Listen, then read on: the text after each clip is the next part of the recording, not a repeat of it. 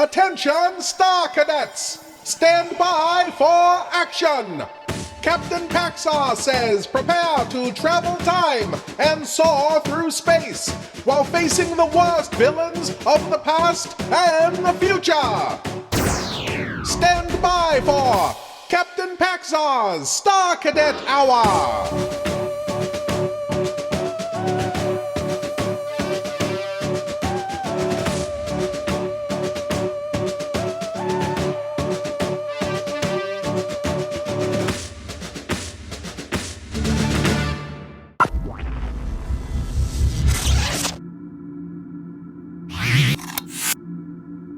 Greetings, Star Cadets. I, Captain Paxar, am speaking to you from the secret headquarters of the Interdimensional Peace Force. Today's mission is as follows. We have received word that Tom Corbett and his fellow space cadets are in danger on Planet 1 of the Sol System. Stand by for action as Tom Corbett, Space Cadet, takes on Assignment Mercury.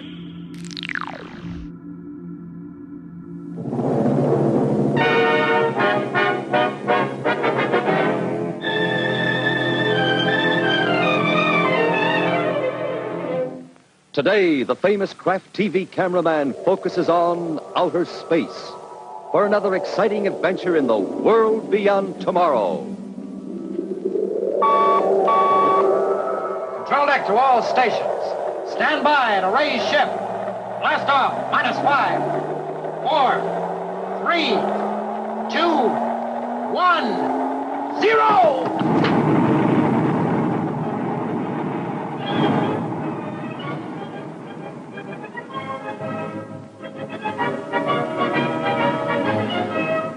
Tom Corbett, Space Cadet, starring Frankie Thomas.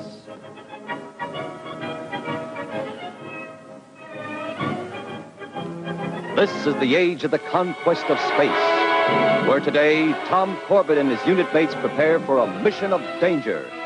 Their assignment, Mercury.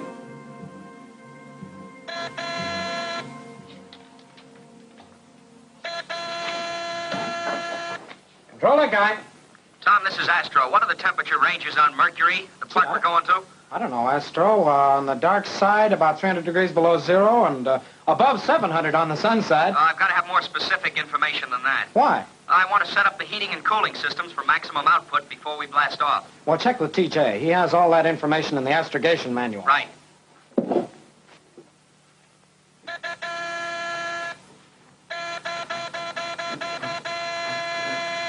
Hey, TJ, check in.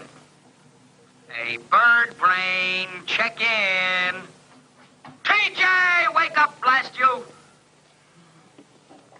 Yeah, what do you want? Look up the range of temperatures for the twilight zone of Mercury. Tom says you'll find it in the astrogation manual. Oh, okay, I'll call you back. I want it now. Okay. What are you doing, bucking for a medal?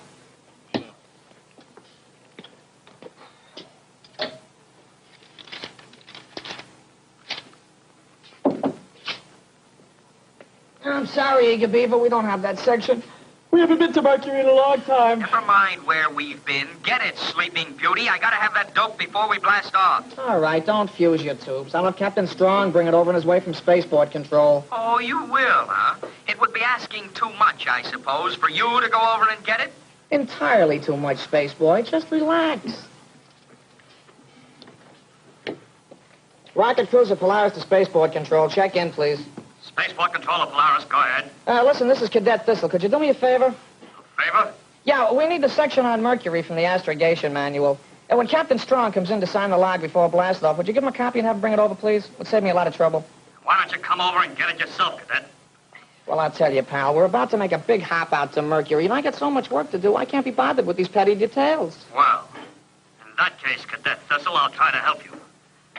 Now, will you do me a favor? Sure. Will you please inform the other members of the Polaris unit that Captain Strong has been reassigned and will not be in charge of this operation? And that another officer is to be the unit commander. Will you do that for me, Cadet Thistle? And will you tell him that I am going to take Captain Strong's place and that my name is Major Connell?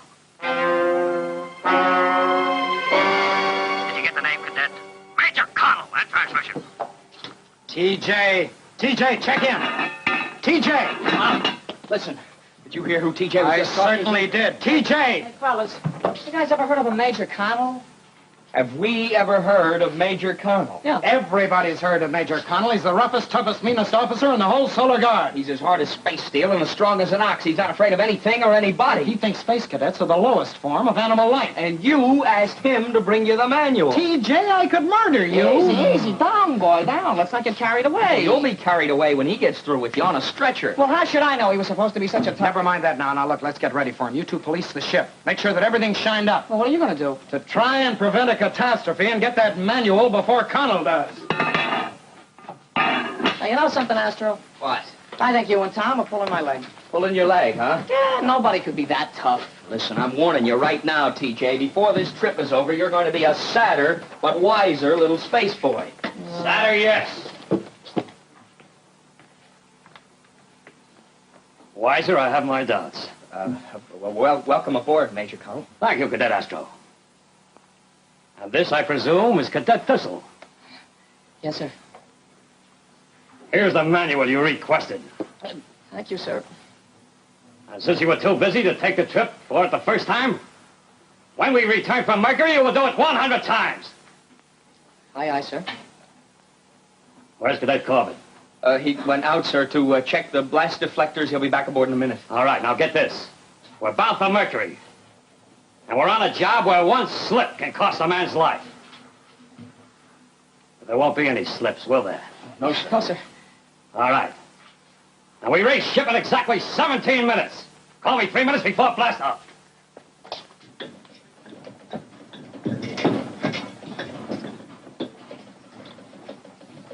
Astro? Yeah?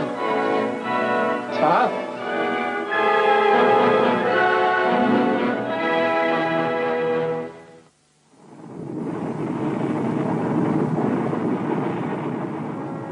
Holding course and speed according to flight plan. We'll cross over to Venus in 2 hours and 23 minutes. End transmission.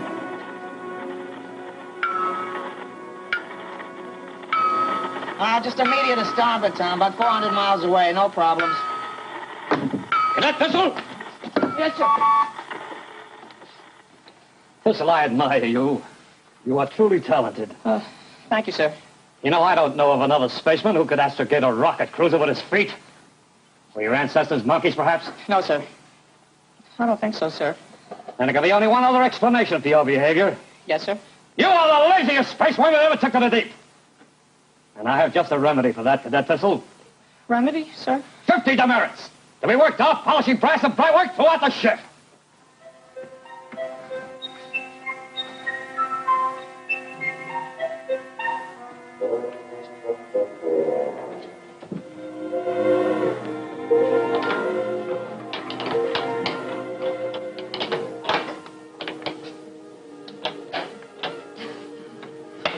Cadet Astro! You are the most disgusting example of a rocket jockey it's ever been my displeasure to work with. Yes, sir. Thank you, sir. Look at this power deck. It's filthy. Filthy, sir. Yes, and look at yourself. You look more like the bottom of a grease bucket instead of a space cadet. Well, you see, sir, the reactors needed... I'm not in for excuses. Now get yourself in this place cleaned up before the next watch, or you get another 25 demerits. Another 25, sir? Yes. You just got 25.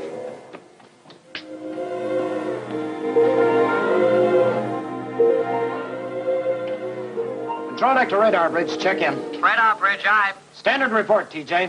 On course, on speed. Right. What's our position, Corbett? Southwest quadrant, Venus orbit. Section K, first flight plan. Time? On schedule, sir. Our ETA Mercury touchdown? 2 days, 16 hours. Well, that's very good, Corbett. Thank you, sir. But I'm logging you 20 demerits for being a half a minute late and making a standard report. Blast it, this is going to be a tight ship, and I know the reason why.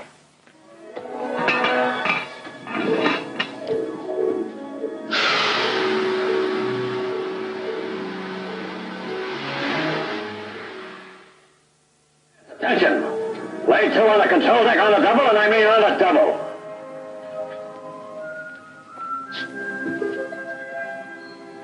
All right, Cadet, stand easy.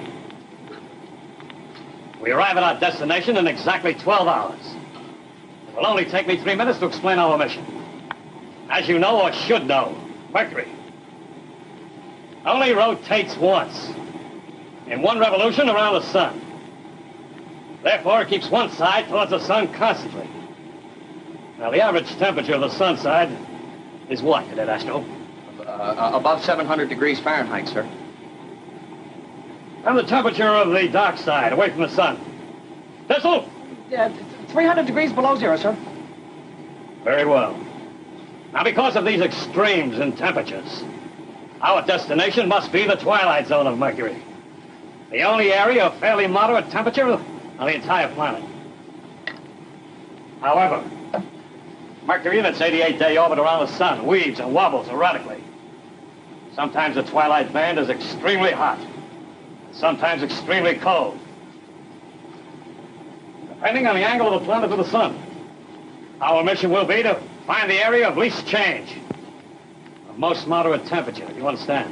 Yes, sir. Sir, if you don't mind my interrupting, may I ask the reason for this mission? I'd have logged you 100 demerits if you hadn't, Corbett.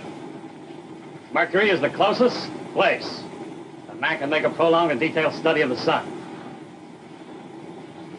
Now, the purpose of our mission is to find the best possible locations for permanent installations for our scientists. Well, that sounds simple enough. I think, sir. You mean you hope? Now, it is vitally important that we land at the precise position I've indicated in my flight plan, when the twilight zone will be farther away from the sun. This will give us ample time to make our tests before the zone swings back. Is that clearly understood? Yes, sir. Yes, sir. All right. Now, you know what our mission is and how important it is. So pay close attention to detail and try to act like spacemen. 12 hours we go to work. Sounds simple, eh?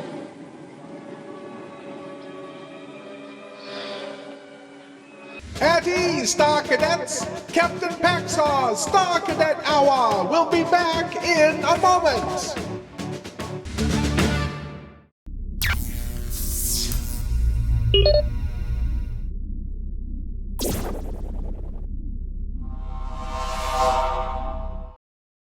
Stand by for action, Star Cadets! We now return to Captain Paxar's Star Cadet Hour!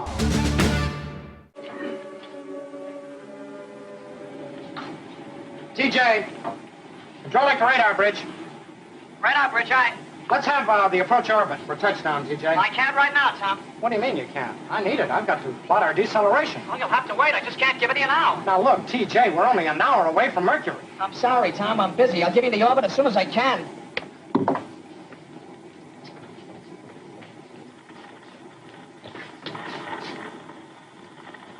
Cadet Pistol! Sir. What's the name giving Corbett opposition? Well, sir, when I started to plot the approach, I found something strange here. Yes, I see something strange too, Cadet Thistle. Something strange in the Space Cadet. Not only do you shirk your duty and risk the lives of others in doing it, but you try to cover up with silly excuses. Sir, I've got a very good reason. I'm sure you have. Right now, all I want to do is put this ship down on Mercury. And I can't do that without an approach over. Now, do you get that information to Corbett, or what's I do to myself? Sir, if you'd only give me a chance to explain, I'll be able to... Cadet Thistle, get off the bridge. You're relieved of duty until further notice. Yes, sir.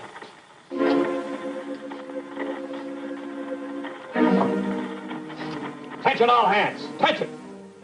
Stand by for touchdown.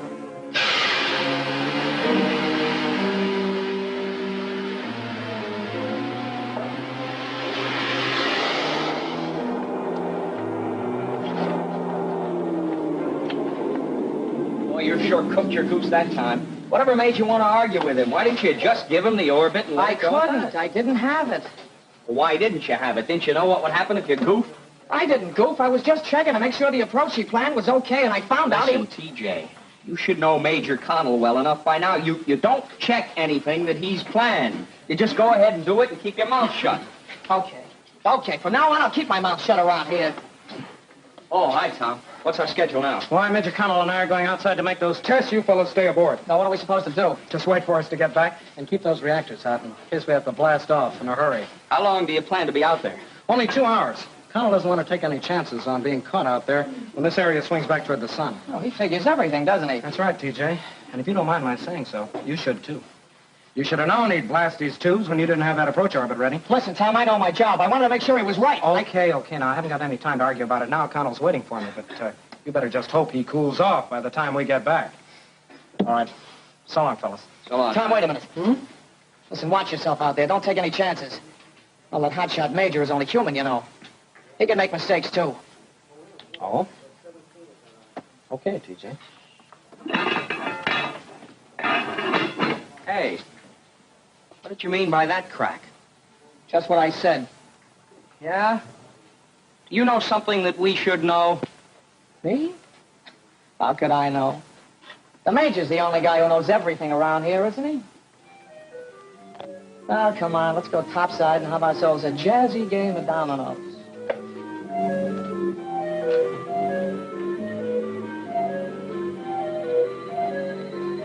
Sorry to have kept you waiting, Major Connell. I was giving Astro and TJ their orders. All right, Corbett. Now, here's our plan of operations. We'll circle this whole area in a wide circle, using the ship as a center. You take that side, I'll take the other. Count out your steps, and every 1,000 yards, take a reading of the subsurface temperature using your thermocouple. Note the time and composition of the ground. You got that? Aye, aye, sir. All right, we have to move fast. We only have 2 hours. So move out. Right, sir. Boy, will you look at that place out there?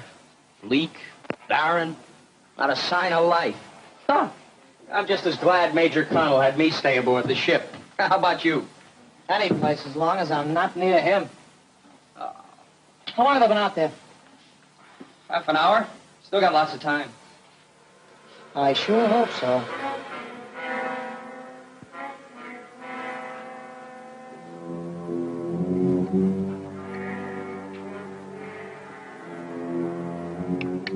Cadet Corbett to Major Connell. Check in quick.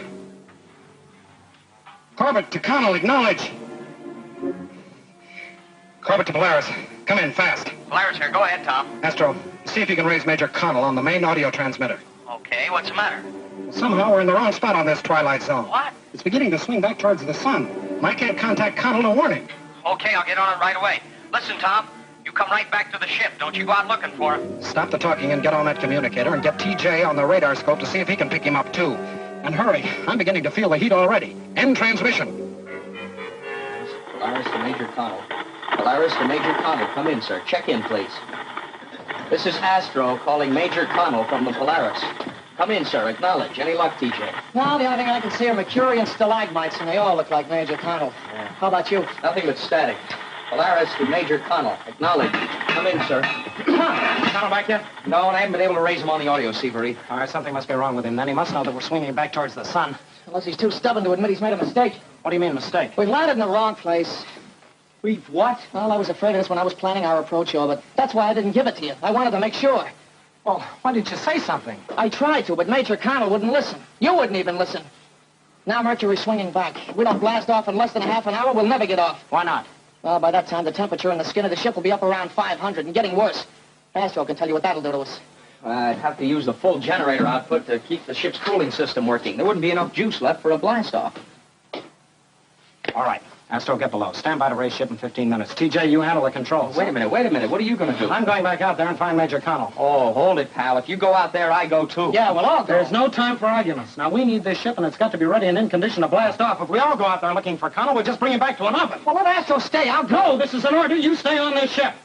And if we're not back in 20 minutes, you blast off. Circle the planet and come back looking for us later. Yeah, what's left of you mean? If I can't make it back, we'll hole up somewhere. Oh, listen, Tom. No more arguments. We've wasted enough time already. Now, remember what I said. Blast off in 20 minutes.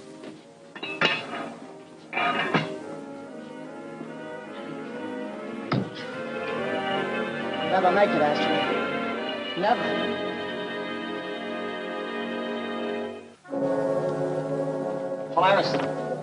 Polaris to Major Connell. Come in, sir. Polaris to Major Connell. Acknowledge. Oh, what's the use? How much time we got left? 10 minutes. Well, it feels like the inside of an oven already. Listen, I'm going to go below and start nursing those generators along. We've got to have enough power for blast-off. Wait a minute. You're not going to leave them out there, are you? You know what'll happen to the ship if we don't blast off? Well, yeah, but you... No buts. We got to save the ship. Listen, is it going to help Tom and Major Connell if we save the ship? Will that help them? I don't know, but if we don't save it, it certainly won't help them. We're running away. We're leaving them here. Don't you think I know that? Blast it, Tom means as much to me as he does to you and maybe more. How do you think I feel about this? All I know is you're ready to walk out on him. I am going below to prepare to raise ship.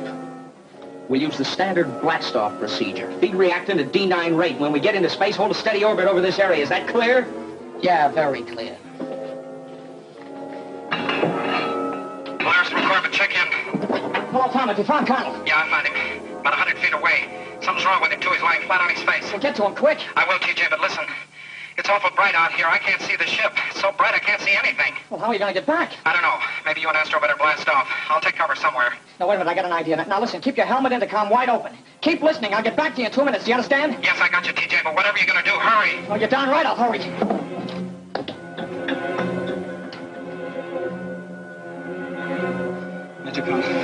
Major Connell, can you hear me? Corbett, what are you doing here? Never mind that, sir. You hurt? No, he got me. Too weak to move. All right. Oh, let's see if I can get you up, sir. Come on, sir. Cadet Corbett, I'm holding you back on the ship. I'll go back to the ship, sir, with you. Now, Corbett, if we do get back on the ship, I promise you more demerits. Then you can work off in the next 10 yes, years. sir. Thank you, sir, but let's see if I can get you walking now. I said if you can come out for me, I can walk.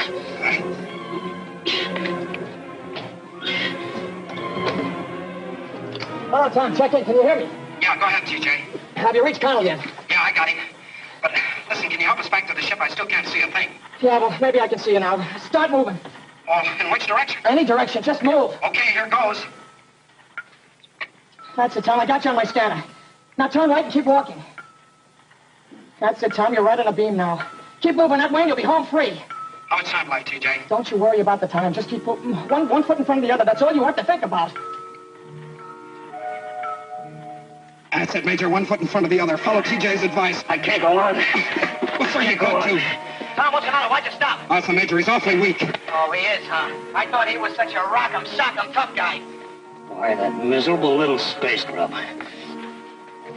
Come on, Corbett. Aye, aye, sir. That's it, Tom. Keep coming. Over to your left. To your left more.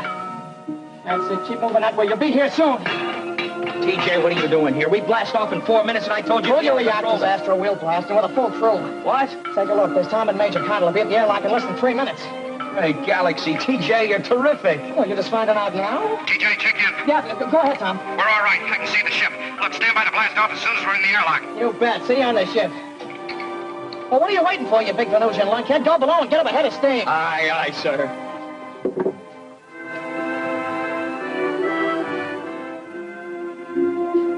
Control deck to all stations. Flying free, clear, and easy. Gravity generators on. Everybody relax.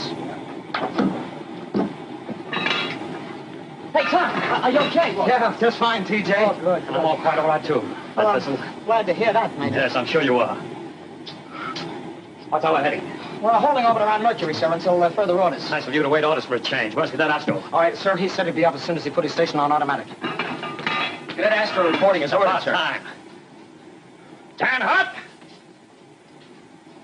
Now, this operation hasn't been very successful.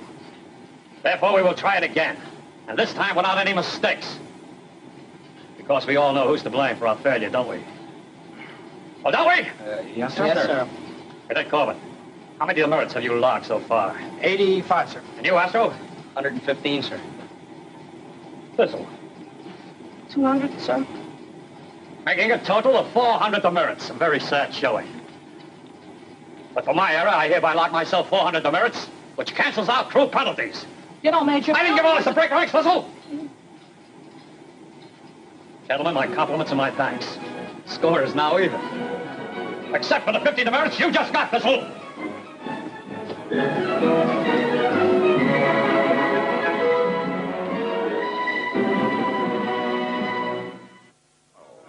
Don't forget to be with us for next week's exciting adventure of Tom Corbett, Space Cadet. Starring Frankie Thomas and featuring Al Markham and Jack Grimes.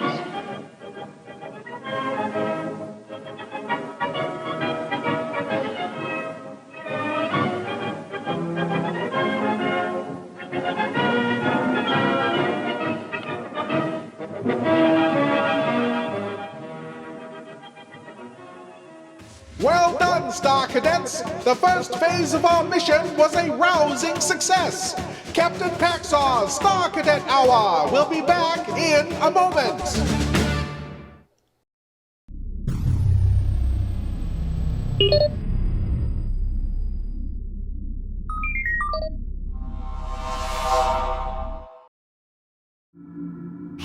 Welcome back, Star Cadets. I, Captain Paxar, will now brief you on the second phase of our mission. The entire galaxy is in peril as certain nefarious factions are trying to disrupt the peace and disband the Galactic Bureau of Investigation, unless Flash Gordon can stop their evil schemes. Stand by for action as Flash Gordon enters a race against time.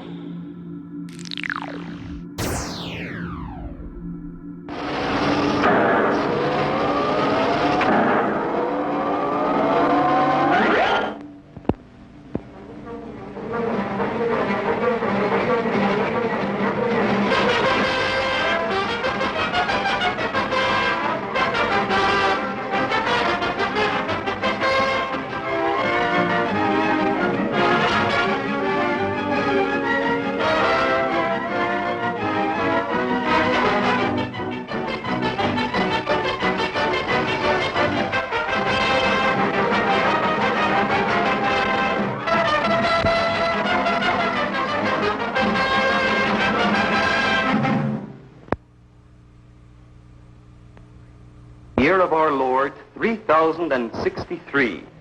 It is a galaxy of peace, where not only worlds of different civilizations have learned to live together, but worlds of different life forms. And this is the Galaxy Bureau of Investigation, the brain center of the universe, where the great scientific and economic minds of the planets work in democratic unity to preserve peace, prosperity, and equality among all men. But powerful and evil forces throughout the galaxy are trying to gain control of those GBI secrets by which the democratic balance is maintained. It is time that the Galactic Council realized that the member planets they represent are now capable of guiding their own destinies. The high authority of the Galaxy Bureau of Investigation, composed of members of each of our planets, I say, has outgrown its necessity. The individual planet governments can be trusted to use the knowledge that is carefully guarded within the GBI with discretion and for the good of their peoples. We of Pluto will vote against continuation of central GBI control and authority. There it is. Another vote to strip GBI of its control. Don't they understand that the galactic secrets known only to the GBI, if they become common knowledge, there's bound to be trouble between the planets? They should. After the hundreds of years of interplanetary war within our own galaxy, you'd think they'd be thankful for the peace, security, and freedom of fear that the GBI Council has given them. If we failed in any way, I could understand. If every planet is given control of the secret weapons and scientific knowledge that we guard in their common interest, there's bound to be serious trouble. Of course, any thinking person knows that. But the fact is that half the planets have already declared themselves against GBI control. It seems ridiculous, but it looks like they don't want peace. I'm afraid that many elements in our galaxy, if given the chance, wouldn't be very peaceful. Doctor, how's that possible? What would they have to gain? Power. Perhaps riches. At any rate, do you realize that to date, Earth is the only planet that has not announced whether it is for or against continued GBI control? That's right. All the other planets have made their decisions and announced them. The entire galaxy is awaiting Earth's decision. Earth's vote is the deciding vote, then? That's right. Whoever carries Earth's vote to the galaxy meeting on Mars tomorrow has a tremendous responsibility. When will we have Earth's decision, Commander? Well, President Chambray is meeting with the cabinet of elder statesmen now to take the United States of Earth's vote. Oh, perhaps this is the answer now. Yes? Commander Richard? Yes, sir. The elder statesmen have selected you to carry Earth's vote to the council meeting on Mars tomorrow. Be ready to leave within the hour. Very good, sir. But the decision, can you tell me? Earth's vote is for continued GBI control, Commander. Yes, sir. And thank you. Thank heaven. Say that again. You better hurry. Earth will be on takeoff periphery from Mars in 43 minutes. Well, Dr. Zarkov, will you hold the fort for me here at GBI while I'm away? Certainly, Commander. Good. Victor, call President Chambray's office and ask his secretary to deliver the voting instructions to me at the Sky Flash. Yes, Commander. Good luck to you, sir. Thank Any you. last-minute instructions? You'll find up-to-the-minute reports on all current business in my daily files. Victor here can fill you in on anything you don't understand. Oh, I almost forgot. Do you remember the Meltner gang? Well, aren't they the ones who hijacked the Galaxy Trillium supply last year? Yes, we've been looking for them ever since. Right. Well, I got a report this morning that Meltner was seen on Mars.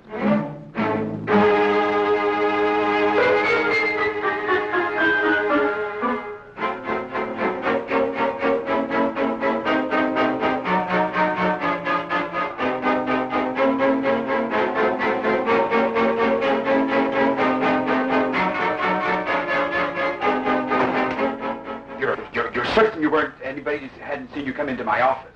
Relax.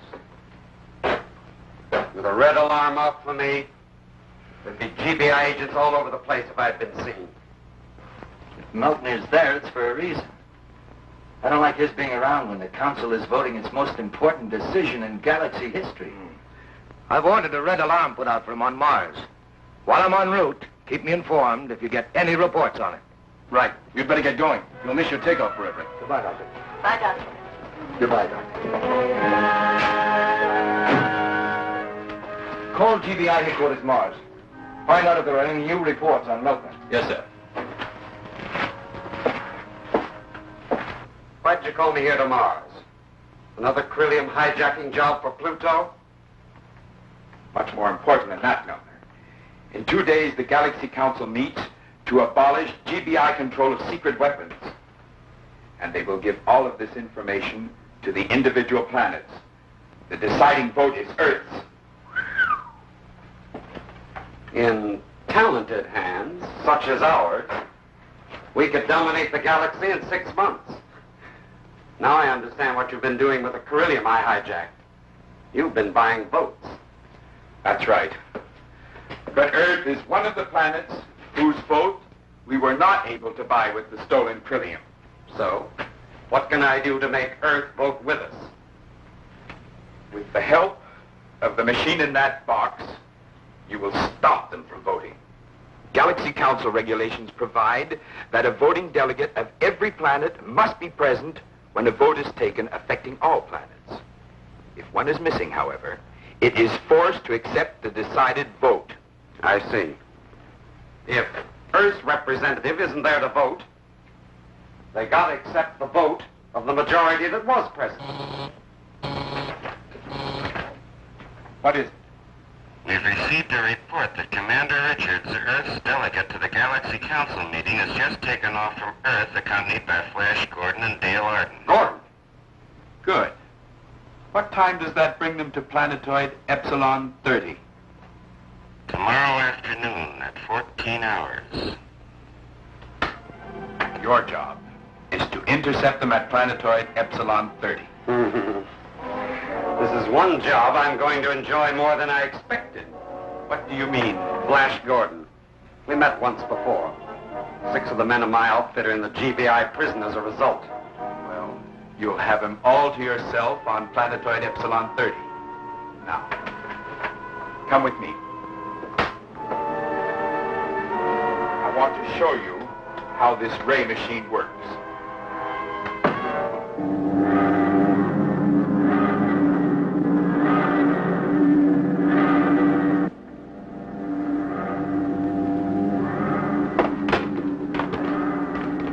Everything okay, Dale? What's going on? Oh, Dale. You feel better? That's the first sound sleep I've had in 3 days, ever since the elders started their debates. What was wrong with number 3 engine? The feed line from the Anto fuel tank was jammed. It's okay now, though. I got it cleaned out. Good. No. We must be coming into the home stretch. That's right. Well, planetoid Epsilon 30 should be coming up in a couple of minutes. 2 degrees off our port. We should reach Mars in about 3 hours.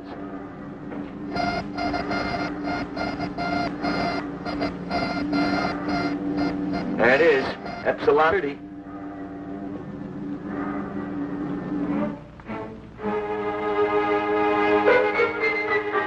And range now. We'll set the ray machine.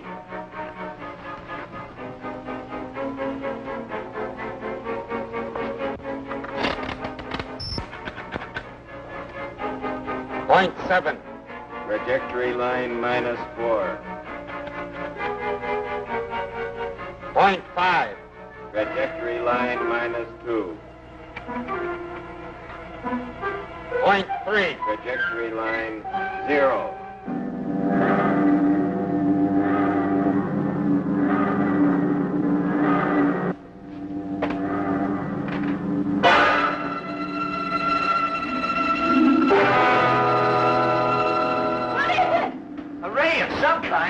Your guess is as good as mine. What's going on? Our 4 engines are cutting out. The every engine's dead. No wonder. Mission and all 4 chambers are stopped. We're heading for a crash, Commander. You better strap in. You'll find straps to cover it. Are you getting any voltage? No, nothing. Yet fuel is feeding into the fission pit. It's as though the anode fuel has lost its power of fission. The ray, do you think it could have caused it? What else? The engine's cut out the second that ray hit it. I'll bet my bottom credit know to change the properties of the anode fuel and make them non-fissionable. Have to avoid it, huh? I'm going to try and break an ellipse once we hit the planetoid's atmosphere. At the rate we're dropping, you'll never make it.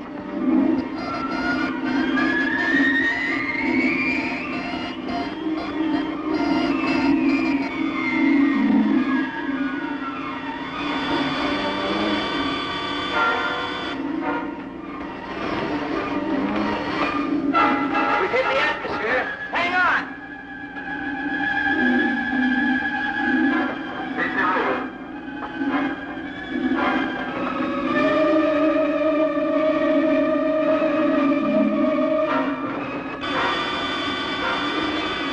At ease, Star Cadets! Captain Paxar's Star Cadet Hour will be back in a moment!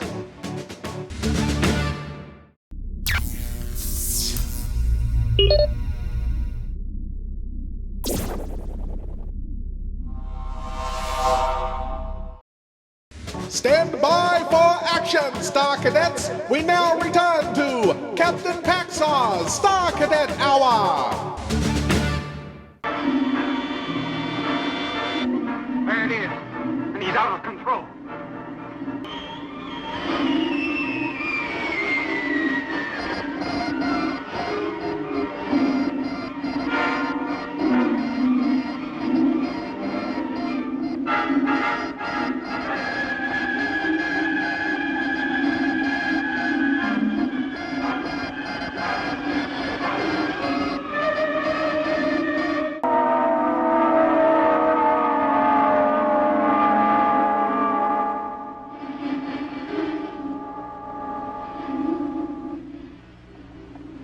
He pulled it out. 1 chance in a million, and Gordon pulled it out. We'll get them when they land. His brother was one of my gang captured by Gordon. For 5 years, he's been waiting for his chance to get even. And it'll be much more satisfying for us to meet Gordon face to face, to settle our account with him in person.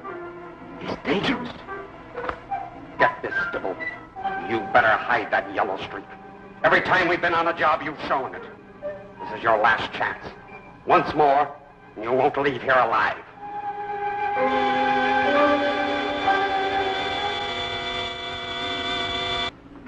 Gordon in Skyflash 2 calling GBI. Gordon in Skyflash 2 calling GBI.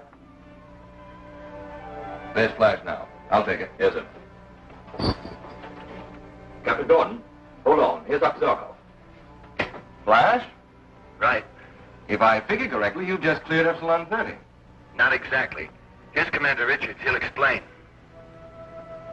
We've run into trouble, Doctor. I don't know if I'll make it to Mars to cast Earth's vote. We're forced to make an emergency landing on Epsilon 30. I'll call Mars and have them send a rescue ship. No, don't. What happened to us probably would happen to them. Only they wouldn't be so lucky. But you've got to be at that meeting. What happened to you? We were hit by some sort of a ray. No time to explain now. But what is evident is that someone, some group, doesn't want me present to cast Earth's vote tomorrow. Commander Richards, you've got to be at that meeting. We're going to try to make every effort. But President Chambray must try to get the Galaxy Council meeting postponed, just in case I can't. You mean you want him to send another voting delegate to replace you? Yes, immediately. If the delegate leaves immediately, it means the meeting would have to be postponed only one day. We'll try. But I doubt if the Council will agree to a postponement. The opposition would like nothing better than to have Earth miss its vote. I'll call you back just as soon as I've talked to the President. Good luck. Find any land? Yes, we overshot it when we were pulling out of the crash dive. We should be landing in a couple of minutes. It's coming up. Take positions for a landing. I'll make the meter landing test, will you, Dale? Right. At least we're heading in for a safe landing.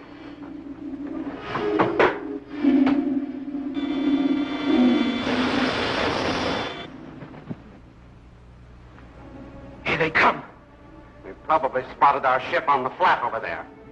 They'll have to land nearby it anyway. It's the only level stretch of land on the whole planetoid. Come on. They'll be disappointed if the reception committee isn't waiting when they get off their ship.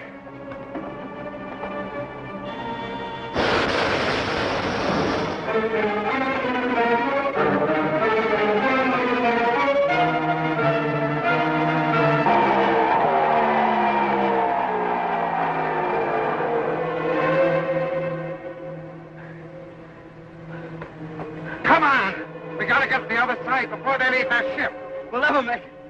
We should have started sooner. We gotta make it. Once they get behind them trees, they're as much covered as we are. I can't take another step. I gotta rest. There's no time.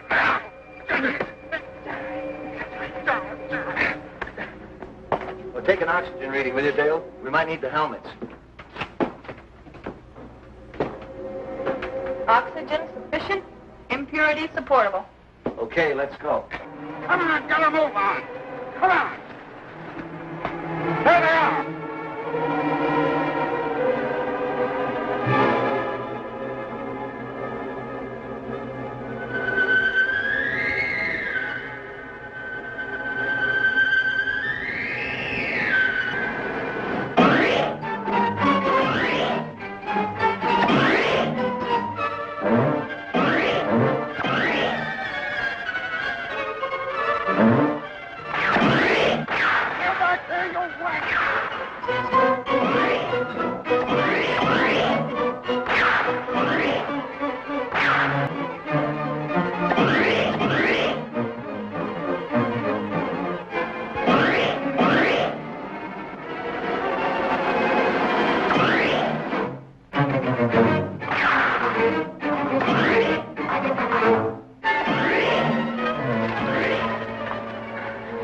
Are you all right? Those boys need target practice. You sure you weren't hurt?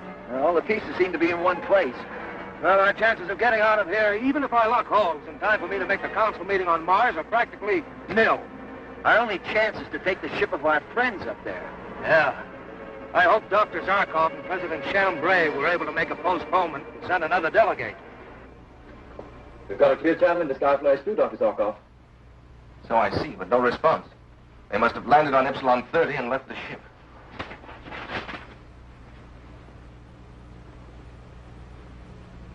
President Chambray's office calling.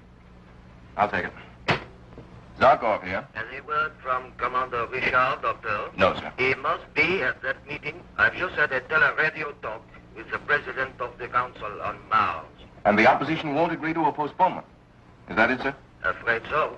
With Earth's vote for GBI control missing, the opposition is certain to win. We'll keep trying to contact Richards.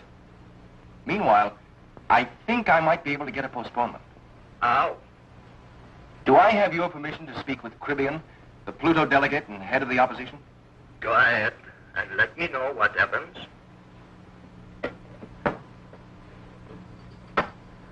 Put you through to Caribbean on Mars right away, Doctor.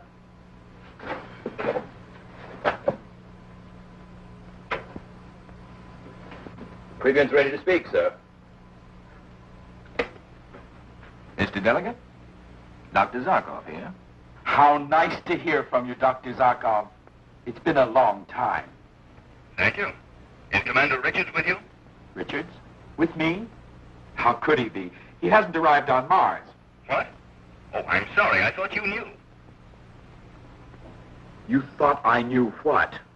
That Richards landed on Mars incognito over an hour ago. That's impossible. I mean, no one's been told. I spoke to him less than 15 minutes ago. From here? Well, now that he's safe, I guess there's no harm in letting you know that we sent 2 ships from Earth. You mean he wasn't on Skyflash 2 with Flash Gordon? You can appreciate the necessity for it to go. Earth's vote is too precious to take chances. If Richards comes to see you, have him call me, will you? Zarkov! Zarkov!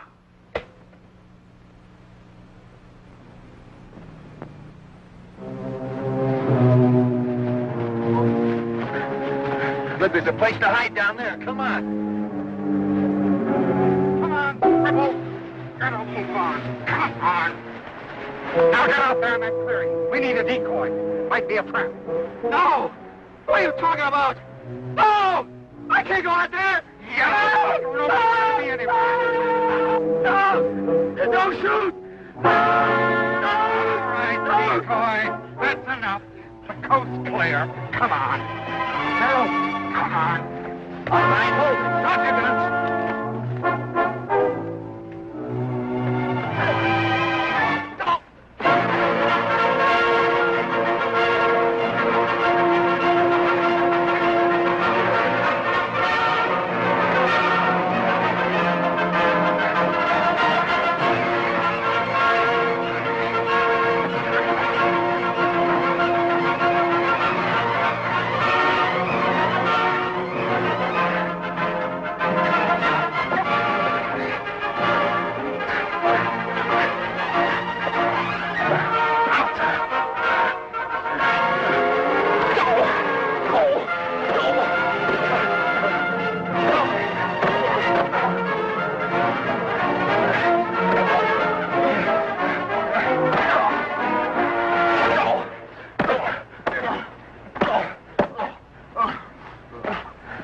All right, pick him up.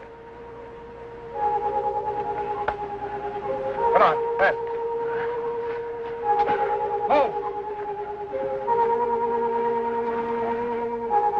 That's the story, Dr. Zarkov.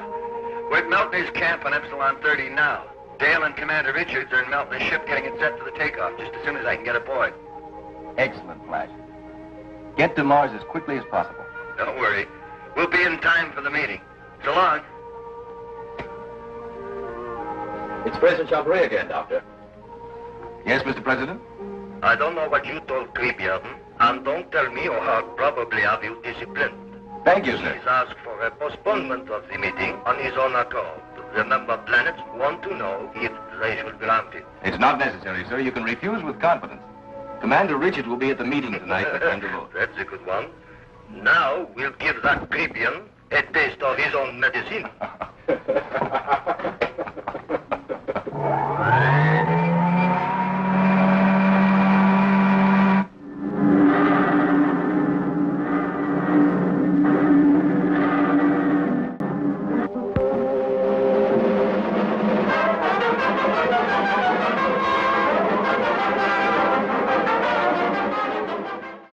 Great job, Star Cadets! The captain will debrief you in a moment when Captain Paxar's Star Cadet Hour returns!